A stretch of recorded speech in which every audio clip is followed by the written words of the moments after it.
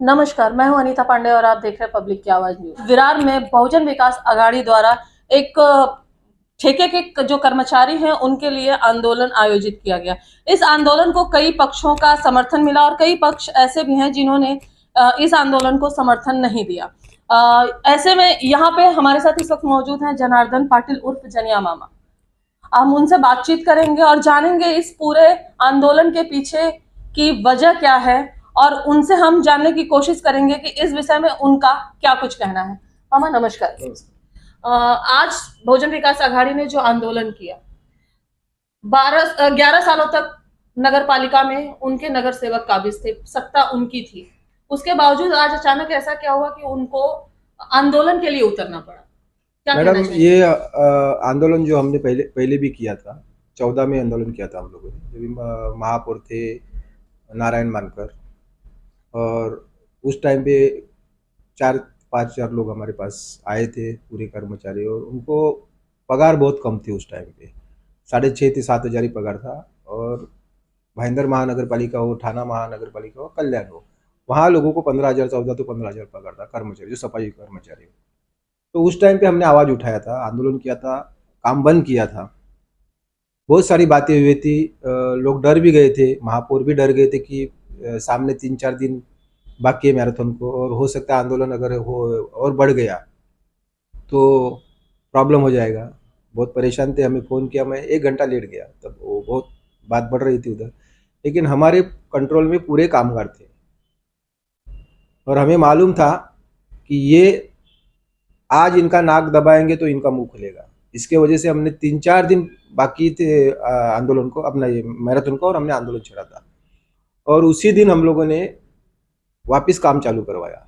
हम लोग बोले कि मैराथन है और काम चालू होना मांगता है, क्योंकि वसई विरार की इज्जत खराब नहीं होना चाहिए। और कामगारों ने सुन के तुरंत काम चालू किया। उसके बाद में उनका पगार बढ़ गया, हमने पत्र व्यवहार किए, पगार बढ़ गया उनका 15-14 तो 15,000 पगार हुआ। उसके बाद में हर एक कामगार जो है, बस चलाने वाले हो या संडा साफ करने वाली जो महिलाएं रहते हैं वो हो, या सफाई कामगार, ये सब हमारे पास आके बोले अभी मामा आप यूनियन चालू करो। लेकिन हम लोग उनको बोले कि हम आपके साथ में है, अभी ये कंडीशन में हम यूनियन नहीं डाल सकते, क्योंकि यूनियन डालेंगे तो हम स्वार्थी हो जाएंगे। तो लोगों को लगेगा इनके स्वार्थ के लिए लोगों को भड़का के इन लोगों ने यूनियन इनको डालने था, यहाँ डालने का था, इसके लिए काम किया था। इसके लिए हम लोग यूनियन के चक्कर में नहीं पड़े। उसके बाद में विवेक पंडित की यूनियन चालू हुई, वहाँ वहाँ मनसे की यूनियन हो गई, वहाँ राष्ट्रवादी की यूनियन हो गई, और वो उनके माध्यम से काम करने लगे। हम लोग आज भी कामगार जो कर्मचारी है उनके पीछे आज भी खड़े डट के। ये आंदोलन अगर बहुजन विकास आघाड़ी ने लिया, मैं बहुजन विकास आघाड़ी का नहीं बोल सकता क्योंकि हर एक पार्टी के लोग उसमें थे, तो उनका काम पूरा होना चाहिए। बहुजन विकास आघाड़ी के आज 3 आमदार है, विद्यमान आमदार 3 है, तो उन्होंने ये विधान परिषद में बात रखना चाहिए था। और अगर ये बात को आगे मान नहीं रहे थे सरकार, तो आंदोलन लेना चाहिए था, ऐसा मुझे लग रहा है। लेकिन यहाँ के जो प्रॉपर आमदार है उन्होंने उनके लिए पत्र व्यवहार क्या किए हैं। क्षितिज ठाकुर थे, उन्होंने भाषण किया, तो उन्होंने पत्र व्यवहार क्या किए। 2014 में सबसे पहले कामगारों के लिए आंदोलन की शुरुआत जनार्दन पाटिल से हुई, लेकिन आज के समय में ऐसी कौन सी नौबत आ पड़ी? 11 साल की इनकी सत्ता थी महानगर पालिका में। इन्होंने अगर चाहा होता तो कामगारों को ये अस्थाई पहले ही कर दिया गया होता। कॉन्ट्रैक्ट बेस लाने वाले बहुजन विकास अघाड़ी के लोग हैं। तो आज अचानक से इनको ऐसी कौन सी नौबत आई कि इनको आंदोलन के लिए उतरना पड़ा? और साथ में आज जो देखा गया है कि पूरे आंदोलन के बीच में सिर्फ पीला रंग ही नजर आया। नहीं, आंदोलन देखो, मैं क्या बोलता था, हर एक पार्टी के लोग थे।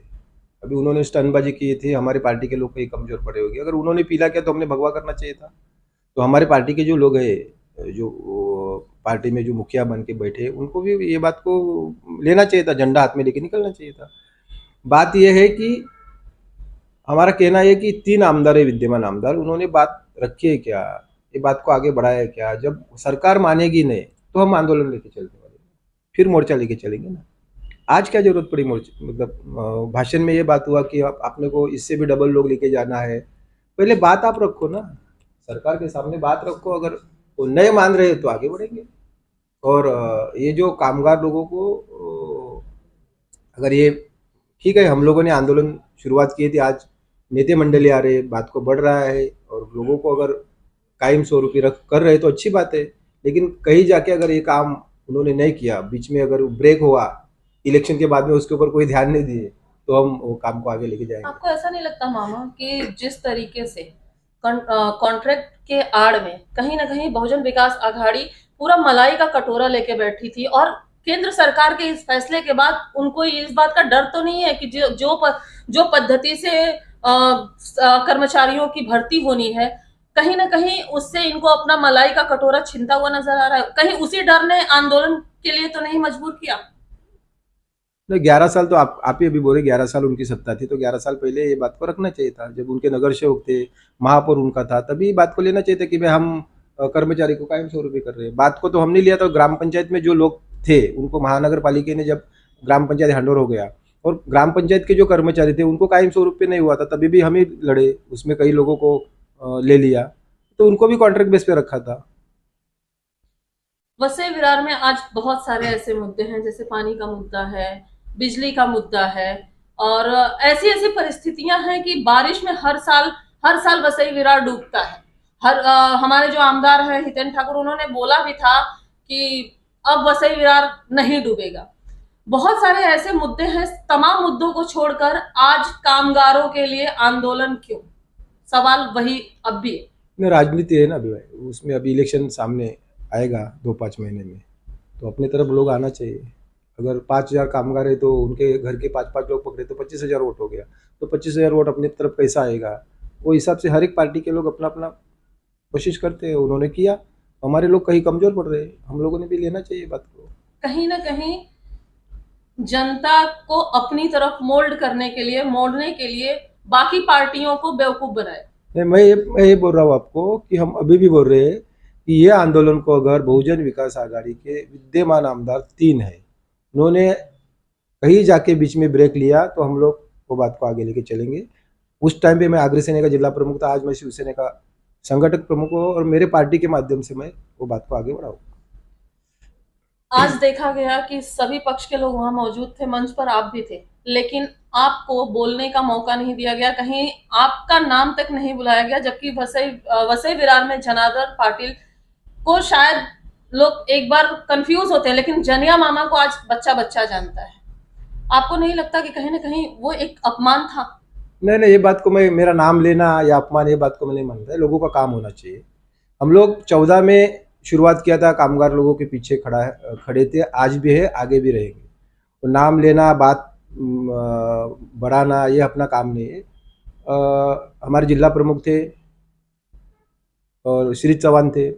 श्री चौहान ने जो भाषण किया, मैं अभी भी आपको बोल रहा हूँ, श्री चौहान और जिला प्रमुख और मैं अगर 10 मिनट या कल हम लोग बैठ के बात करते थे कि भाई अपने को क्या बोलना है, तो उनको ये बात में रखता था, क्योंकि आंदोलन ही हमारा है, शुरुआत हमने की आंदोलन की, उसके बाद में कई पार्टी के लोग आए, तो शायद वो ये बात हमारी हुई नहीं आपस में। अगर बैठ के सलाह मशवरा लेते थे तो यह आंदोलन की पूरी क्रेडिट हमको मिलती थी, हमारे पार्टी को मिलती थी। आगे की भूमिका क्या होगी? जिस तरीके से इस मुद्दे को उठाया गया है और आंदोलन का रूप दिया गया, यदि आगे चल के, क्योंकि अभी कुछ महीनों में इलेक्शन लगेंगे, और इलेक्शन के बाद अक्सर यही होता है कि सत्ता में आने के बाद बहुजन विकास आघाड़ी विकास के सारे कार्यों को भूल जाती है, सिर्फ उसको याद रहता है तो तिजोरी कैसे भरनी है वो याद रहता है। अगर इस बीच में अगर उसने ये मुद्दा छोड़ा तो जनार्दन पाटिल का क्या भूमिका रहेगा? मैं अभी भी बोल रहा हूँ, अभी पहले भी बोला आपको कि इसमें अगर कामगार को लड्डू बताया और बाद में जाके ब्रेक हुआ, तो आंदोलन को हम आगे लेके जाएंगे, हमारी पार्टी के माध्यम से हम आगे लेके जाएंगे और न्याय दिलाएंगे जरूर आमदार को, अपना कामगार लोगों को। ये थे जनार्दन पाटिल उर्फ जनिया मामा, जो कि अपनी आक्रामकता के लिए, जो कि अपने बेबाक अंदाज से बात को रखने के लिए जाने जाते हैं। उन्होंने इस पूरे जो ये पूरा आज का आंदोलन था उस पर उन्होंने उनकी प्रतिक्रिया दी, और उन्होंने साफ तौर पर यह बताया कि आने वाले समय में यदि इलेक्शन के बाद वसई विरार की जो सत्ता पार्टी है बहुजन विकास आघाड़ी, अगर वो इस कामगारों के इस मुद्दे को छोड़ती है, जिसे वो कहीं ना कहीं अभी राजनीतिक स्टंट बना रही है, अगर उस मुद्दे को छोड़ेगी तो जनार्दन पाटिल अपने स्टाइल में उनको जवाब देंगे। अभी के लिए इतना ही, फिर होगी मुलाकात, तब तक के लिए नमस्कार।